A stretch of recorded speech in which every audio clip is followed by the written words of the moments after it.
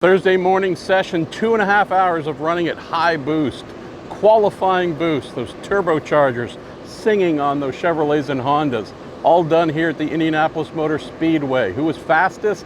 Scott McLaughlin, Team Penske. Big thing though about speeds, qualifying simulations, we're really trying to find out who has that single lap pace, the 4-lap average pace, running without a tow, just as cars do in the real-time trials here for the Indy 500. Scotty Mac got a little bit of help. Wasn't something that he was trying to do. It's just decent amount of cars running, hard to find, clear track with no cars to provide a little bit of aerodynamic assistance. So he was fastest, 232.5 miles per hour or so.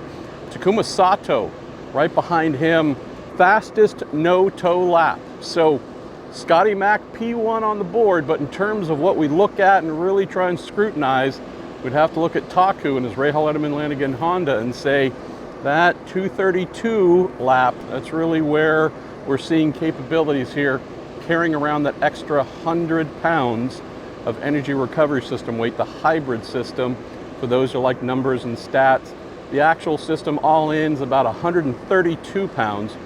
IndyCar working with Dallara, maker of the car, X-Track, maker of the gearbox, said, hey, can we use some lighter materials to try and offset that weight? So magnesium being used for the bell housings here as hybrids. Magnesium, that's the big saver for the gearbox case, transmission case. And so with those two items going from aluminum to magnesium, the offset's about 30-ish pounds, so ends up being about 100 extra pounds, but that's 100 more pounds of mass. You have to rocket down the straights, through the corners, and so on. But when you're fully charged, you have that 50 to 60 horsepower boost, really push to pass type thing to use in qualifying. So 232, what we saw, great on Taku.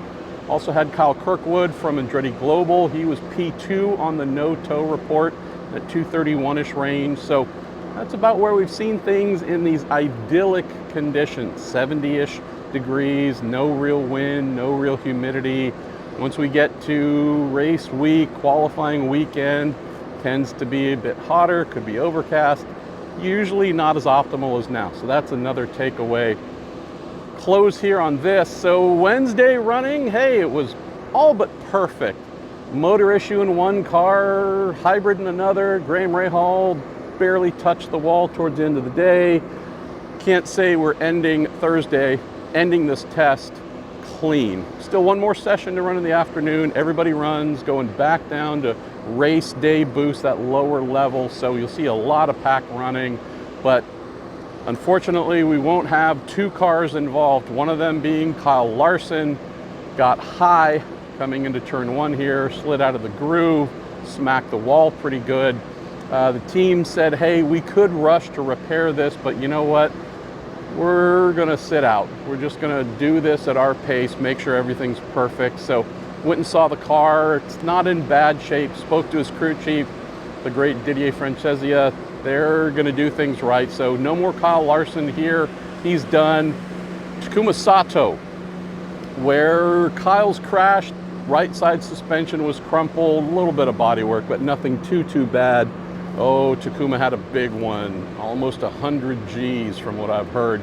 He's okay, Kyle's okay, both have been seen by IndyCar Medical, been cleared to drive, so if they had cars they could use right away, they'd be back out this afternoon. But Taku spun into turn one, pancaked the left side, then spun some more, did some more damage. Just caught up with our friend Jay Fry, new Rahal Letterman Lanigan Racing president, and yeah, car was brand new, everything on it was brand new as of yesterday, so he's gonna have some even newer parts, but they're still not exactly sure what happened. But again, main thing is to get that car repaired, come back here in the month of May. Takuma's fine, he's been a rocket. So two of the folks who definitely have a lot of interest on them, done for today, but hopefully there's some lessons to take away from this. I heard from one team owner, told me they were done. They were stopping, they're running early. They did not like this turbo boost, super high qualifying simulation session. It's the first time IndyCar has done this in an unstructured manner.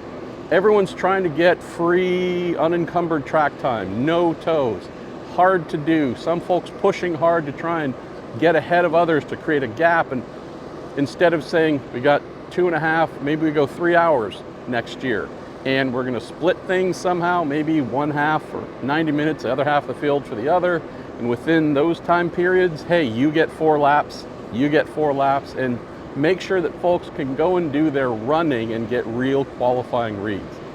Do we need to do that next year? I don't know. Need to do it this year. I understand the reason why. Hybrid's new, got to figure out how that works. Running out on track, can you use that in qualifying on just the opening lap or all 4 laps? There's a lot of new stuff to learn compared to old stuff to learn. I get the reason why, but the unstructured manner of it led at least one team owner who said he'd heard from some other team owners who shared that opinion to say, yeah, if we had to do this over again, we'd do it in a very different manner. But all that said, farewell from Indianapolis. I'm packing up and heading out, and then we'll be turning right back around. See you at Barber here shortly. Some cool little nuggets, try and do some short videos here between this test and Barber, some fun stuff going on. Saw some things, learned some things, some other special events happening. So try and start upping the amount of between event content on my socials and wherever else. So thanks again. Check out racer.com, Racer Magazine, the new Racer Network. We'll speak to you here soon.